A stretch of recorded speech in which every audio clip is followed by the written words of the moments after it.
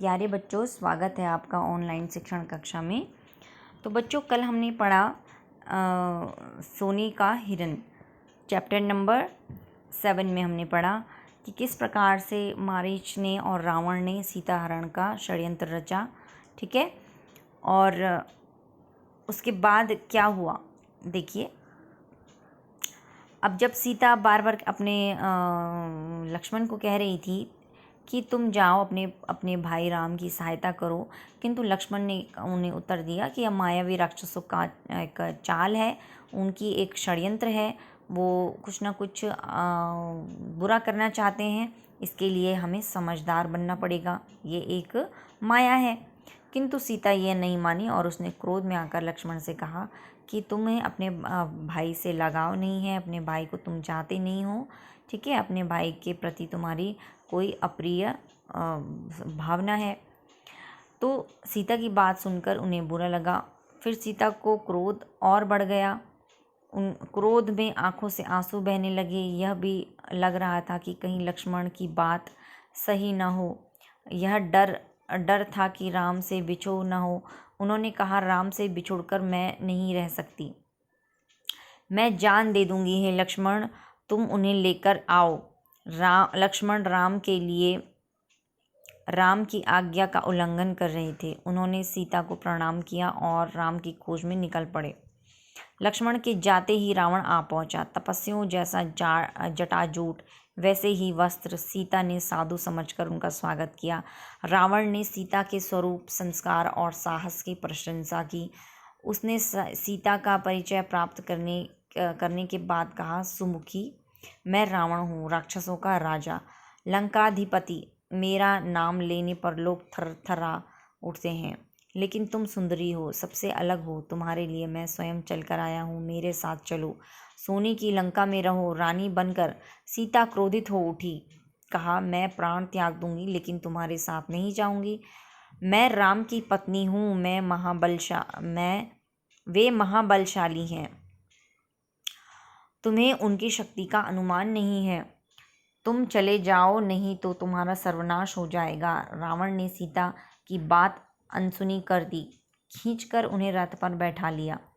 ठीक है, सीता प्रयास करती रही, पर रावण के चंगुल से मुक्त नहीं हो सकी।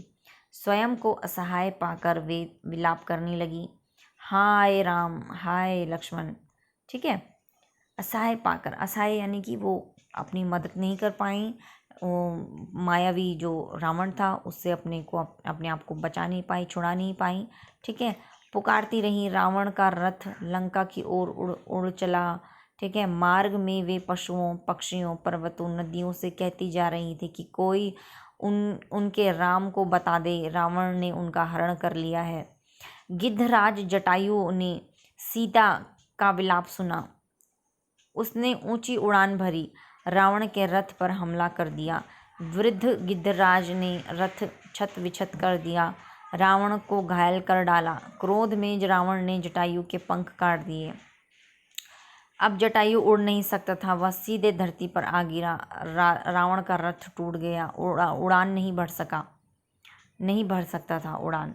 उसने तत्काल सीता को अपनी बाहों में दबाया और दक्षिण दिशा की ओर उड़ने लगा। सीता को लगा कि अब संभवतः कोई उसकी सहायता नहीं कर पाएगा।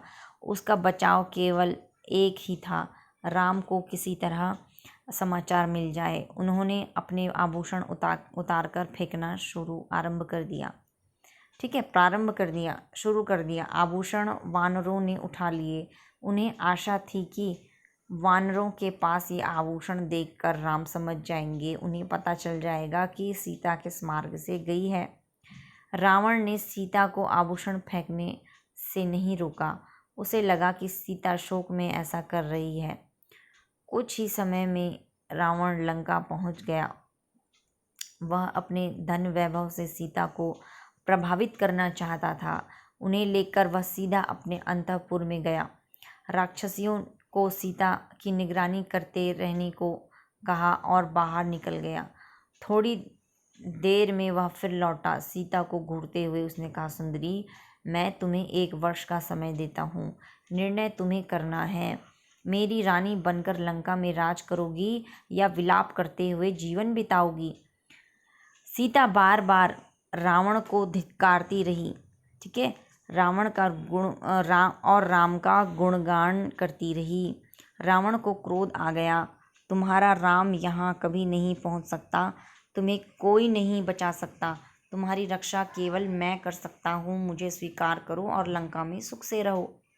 पापी रावण, राम तुझे अपनी दृष्टि से जलाकर राख कर सकते हैं, उनकी शक्ति देवता भी स्वीकार करते हैं। मैं उस राम की पत्नी हूँ जिसके तेज और पराक्रम के आगे कोई नहीं ठहर सकता। तेरा सारा वैभव मेरे लिए अर्थहीन है, तूने पाप किया है, राम के हाथों तेरा अंत निश्चित है। ऐसा किसने कहा? सीता ने रावण से। राम की इतनी प्रशंसा सुनकर कुछ चिंतित हो गया। उसने सोचा खरदूषण को मारने वाला अवश्य शक्तिशाली होगा। उसने तत्काल अपने 8 सबसे बलिष्ठ अर्थात बलशाली, शक्तिमान राक्षसों को बुलाया। कहा, तुम लोग पंचवटी जाओ, राम और लक्ष्मण वहीं रहते हैं, उनका एक एक समाचार मुझे मिलना चाहिए। दोनों पर निगरानी रखो, मौका मिलते ही उन्हें मार डालो। उधर सीता को पाने के लिए रावण ने अपनी योजना बदल दी। उन्हें अंतःपुर से निकालकर अशोक वाटिका में बंदी बना दिया गया। पहरा कड़ा कर दिया गया। पहरा अर्थात उनकी जो पहरेदारी थी, उनको जो उन पर जो नज़रें रखने वाले पहरेदार थे वो उसने बढ़ा दिए। राक्षसों और राक्षसियों को स्पष्ट निर्देश दिए कि सीता को किसी तरह का शारीरिक कष्ट न हो, इसके मन को दुख पहुंचाओ, अपमानित करो, लेकिन सीता को कोई हाथ न लगाए। रावण ने सब कुछ किया पर सीता का मन नहीं बदला। वे बार बार राम का नाम लेती थी, शेरों के बीच हिरणी की तरह बैठी रहती थी, डरी सहमी रो रो कर दिन काट रही थी। सोने के हिरण ने उन्हें सोने की लंका में पहुंचा दिया था, यहाँ से उन्हें राम ही बचा सकते थे।